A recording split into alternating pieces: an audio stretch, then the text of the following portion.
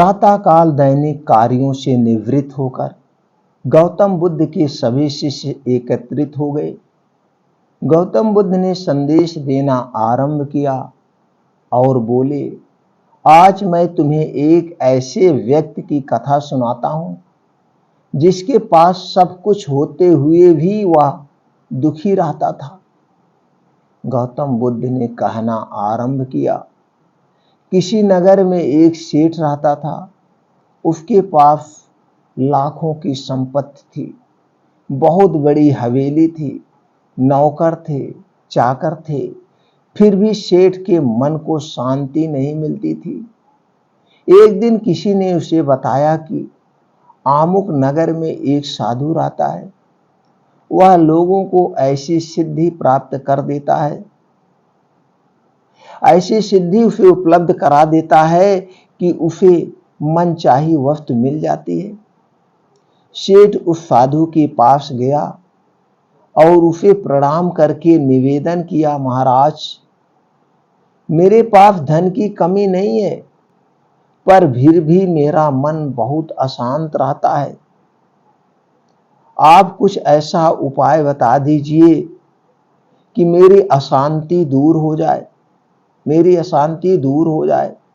सेठ ने सोचा कि साधु बाबा उसे कोई तावीज दे देंगे या और कुछ कर देंगे जिससे उसकी इच्छा पूरी हो जाएगी, लेकिन साधु ने ऐसा कुछ भी नहीं किया। अगले दिन उसने सेठ को धूप में बिठाए रखा और स्वयं अपनी कुटिया के अंदर छाया में जाकर चैन से बैठ गया। गर्मी के दिन थे, सेठ का बुरा हाल हो गया। उसको बहुत गुस्सा आया, पर वह उसे चुपचाप पी गया। दूसरे दिन साधु ने कहा, आज तुम्हें दिन भर खाना नहीं मिलेगा। भूख के मारे दिन भर सेठ के पेट में चूहे कूदते रहे, अन्न का एक दाना भी उसके मुंह में नहीं गया। लेकिन उसने देखा कि साधु ने तरह तरह के पकवान उसी के सामने बैठकर बड़े आनंद से खा रहा है और सेठ को ऐसा लग रहा है कि साधु बाबा हमें ललचा रहे हैं। सेठ ने सारी रात परेशान रहा, उसे एक क्षण को भी नींद नहीं आई। वह सोचता रहा कि साधु तो बड़ा स्वार्थी है। तीसरे दिन सवेरे ही उठकर उसने अपना बिस्तर बांधा और चलने को तैयार हो गया। तभी साधु बाबा उसके सामने आकर खड़े हो गए और बोले, सेठ क्या हुआ? सेठ ने कहा, मैं यहाँ बड़ी आशा लेकर आपके पास आया था, लेकिन मुझे यहाँ कुछ नहीं मिला। उल्टे ऐसी मुसीबतें उठानी पड़ी जो मैंने जीवन में कभी नहीं उठाई। मैं अब जा रहा हूं।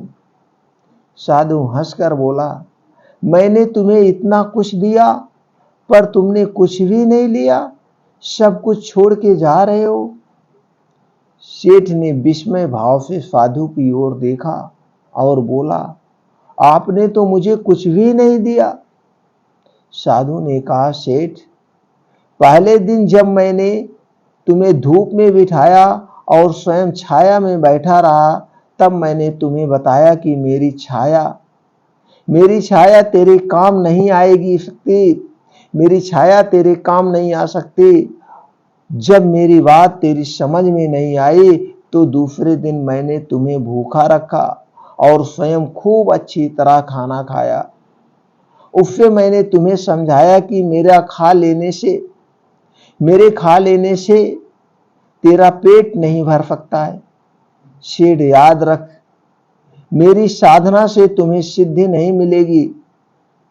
धन तूने खुद पुरुषार्थ से कमाया है और शांति भी तुझे अपने ही पुरुषार्थ से मिलेगी। सेठ की आंखें खुल गई। अब उसे अपनी मंजिल पर पहुंचने का रास्ता मिल गया था। साधु के प्रति कृतज्ञता व्यक्त करता हुआ वह अपने घर लौट आया। भगवान महात्मा बुद्ध ने यह कथा सुनाने के बाद कथा को समाप्ति की। सभी शिष्यों ने कहा, धन्य है भगवान हम सब आज जो आपने हमें इतना बड़ा ज्ञान दिया, भगवान बुद्ध ने कहा ज्ञान का अर्थ तभी सार्थक होता है जब इस ज्ञान को हम दूसरे तक पहुंचाएं और उनके जीवन में खुशियां लाएं, तभी यह ज्ञान सार्थक होता है। सभी लोगों ने भगवान महात्मा बुद्ध को प्रणाम किया और अपने अपने काम पे लग गए। मित्रों, इस छोटी सी कहानी से आपको क्या ज्ञान प्राप्त हुआ, हमें कमेंट सेक्शन में जरूर बताइएगा। चलिए मित्रों, जानते हैं स्वास्थ्य से संबंधित वो जानकारी। आज आप लोगों के सामने 2 घरेलू उपाय बताएंगे, जिसे अपना करके जो समाज में आज दांतों से संबंधित जितनी भी समस्याएं हैं, वो सारी समस्याएं दूर हो जाएगी। चाहे दांतों का दर्द, दांतों में पानी लगना, झंझनाहट, पायरिया रोग, इस जो दांत मसूड़े सड़ जाते हैं, हमारे दांत कमजोर क्यों हो जाते हैं, इससे संबंधित जानकारी आपको मिलेगी। तो दोस्तों, इसके पहले आपको जानना पड़ेगा पायरिया रोग होने के क्या कारण है, हमारे दांतों में कीड़े क्यों लगते हैं, और फिर जानेंगे इसके उपाय क्या है। अगर ये उपाय आप पहले से कर लेते हैं तो आपको दांतों से संबंधित कोई समस्या नहीं है। पहली बात तो दोस्तों आप ये जान लीजिए, ये आपके शरीर के जितने भी अंग हैं, अगर आप इसे जानते हैं निरोग स्वस्थ बने रहें, तो इसके लिए आपको अपना पाचन तंत्र मजबूत करना होगा, पाचन तंत्र स्ट्रांग बनाना होगा। आपका अगर पाचन तंत्र गड़बड़ हो गया तो आपके शरीर को सही मात्रा में पोषक तत्व तो नहीं मिल पाएगा। जिसको कब्ज, गैस, एसिडिटी रहती है, उसके अक्सर दांतों से समस्याएं रहती है, दांतों से संबंधित समस्या रहती है। क्योंकि जब गैस एसिडिटी बनेगा, जो कुछ आप खाएंगे उसका सही ढंग से रस नहीं निकल पाएगा और उसका सही ढंग से पोषक तत्व तो हमें मिल नहीं पाएगा। इसलिए अपने पाचन तंत्र को आपको मजबूत और स्ट्रांग रखना होगा।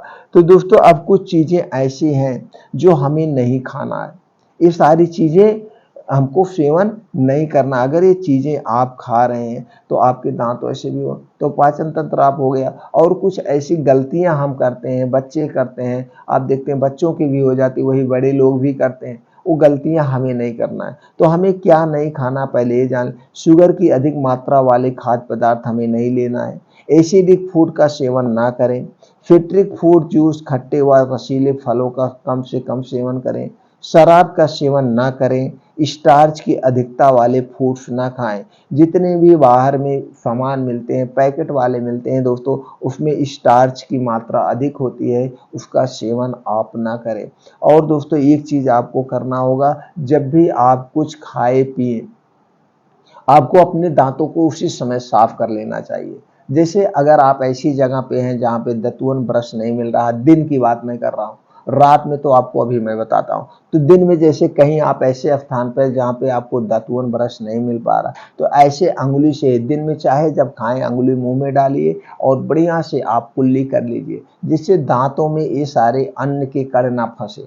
पता लगा दिन में आप कहीं मिठाइयाँ खा रहे हैं, आपने मुंह नहीं साफ किया, गुलगुलाया नहीं, तो मिठाई के कुछ अंश आपके दांतों के खोड़र में फंसे रहेंगे, दांतों में जो गैप होता है उसमें फंसे रहेंगे, तो क्या होगा, कीड़े लगने लगते हैं, कीड़े लगने। ये तो हो गया दिन की बात। तो हमें कुल्ली कर जरूर लेना है। जब हम कुल्ली कर लेंगे, गोलगोला के मुंह कुल्ली कर लेंगे, तो दांत में कहीं भी कुछ फंसा है वो निकल जाएगा।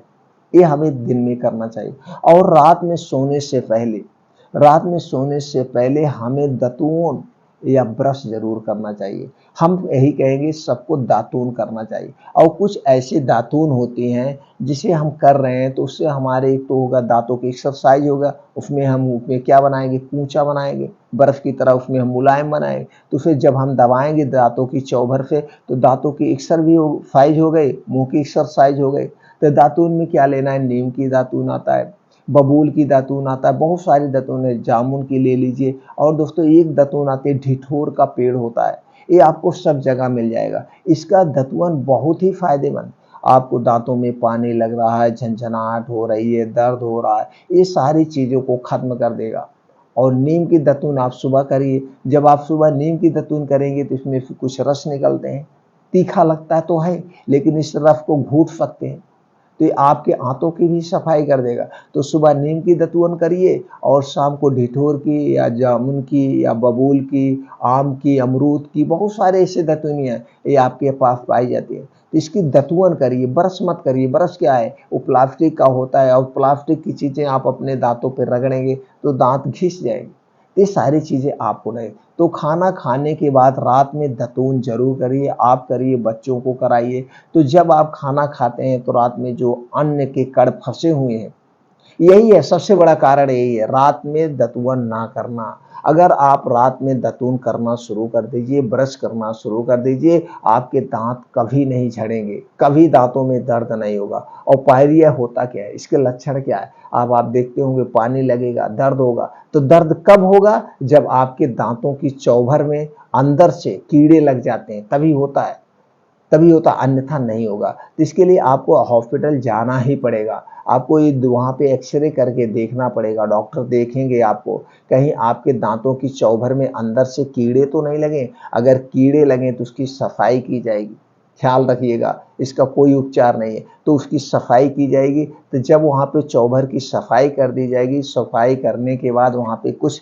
मसाले भर दिए जाते हैं, तो फिर दांत वैसे आपका सेफ हो गया।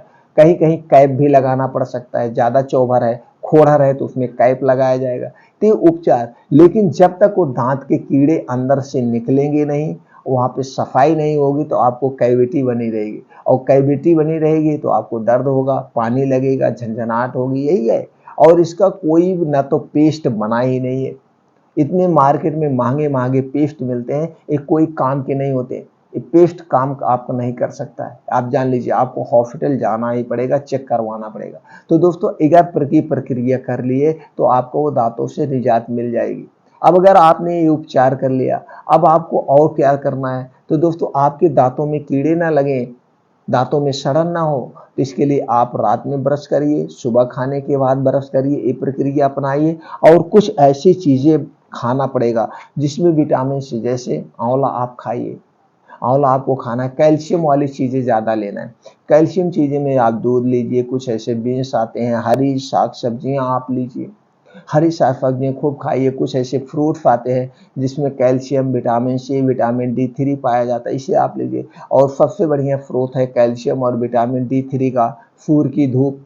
आप 15 से 20 मिनट उगते हुए सूर्य में बैठिए, सूर्य भगवान को नमन करिए, यहाँ पे आपको अच्छी मात्रा में धूप मिल जाता है। इसलिए धूप में सबको जरूर बैठना चाहिए 15 से 20 मिनट। अगर इतनी प्रक्रिया कर लिए तो आपके दांत ऐसे सेफ हो गए। तो दोस्तों अब आपको हमें बताएंगे कुछ पेस्ट है जिसे आप घर पे बना करके आप अपने दांतों में मालिश करिए, आपके दांत हमेशा के लिए, दांतों का दर्द, पायरिया सब कुछ हो जाए। और ये पेस्ट आप घर पे बना सकते हैं, ये पाउडर आप घर पे बनाइए। तो ये पाउडर को अंगुली से भी मल सकते हैं, इस पाउडर को आप दातून में लगा करके भी कर सकते हैं, और बहुत इजी तरीका है। तो पाउडर बनाने के लिए आपको क्या क्या सामग्री चाहिए, ये सारी चीज़ें आपके किचन में है। आपको चाहिए सेंधा नमक 10 ग्राम, हल्दी का पाउडर चाहिए 10 ग्राम, लौंग चाहिए 10 ग्राम, काली मिर्च 10 ग्राम, फिटकरी चाहिए 5 ग्राम 1 चम्मच, नीम की पत्ती चाहिए आपको 20 ग्राम, तुलसी की पत्ती चाहिए 20 ग्राम। ये ढिठोर का हमने बताया था दतवन करने के लिए,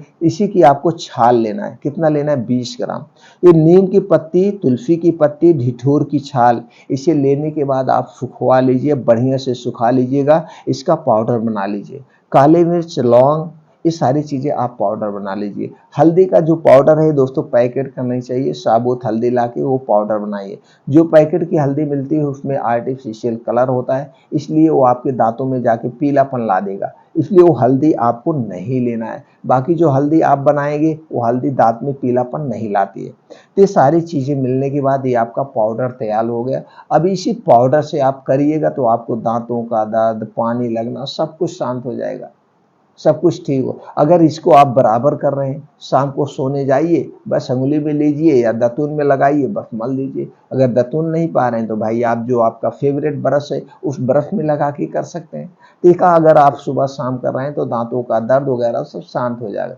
कुछ और प्रक्रिया है उसे आप घर पे कर सकते हैं। क्या कर सकते हैं दोस्तों, आपको घर पे कर सकते हैं, जैसे ये हो गया दोस्तों, हल्दी, हल्दी ले लीजिए, आपके दांतों में दर्द है तो हल्दी ले लीजिए, एक गिलास में दोस्तों आधी चम्मच से कम हल्दी डाल के उबाल लीजिए, और उसके बाद उसमें थोड़ा सा नमक डाल के कुल्ली कर लीजिए, तो आपके दांतों का दर्द, ये फड़न, ये सारे रुक जाते हैं। और कभी भी आपको अचानक दांतों में दर्द होने लगे तो दांतों में जब दर्द हो सरसों का तेल ले लीजिए शुद्ध घर का और उसी में नमक मिला लीजिए, नमक तेल मालिश कर दीजिए, दांतों का दर्द समाप्त हो जाएगा।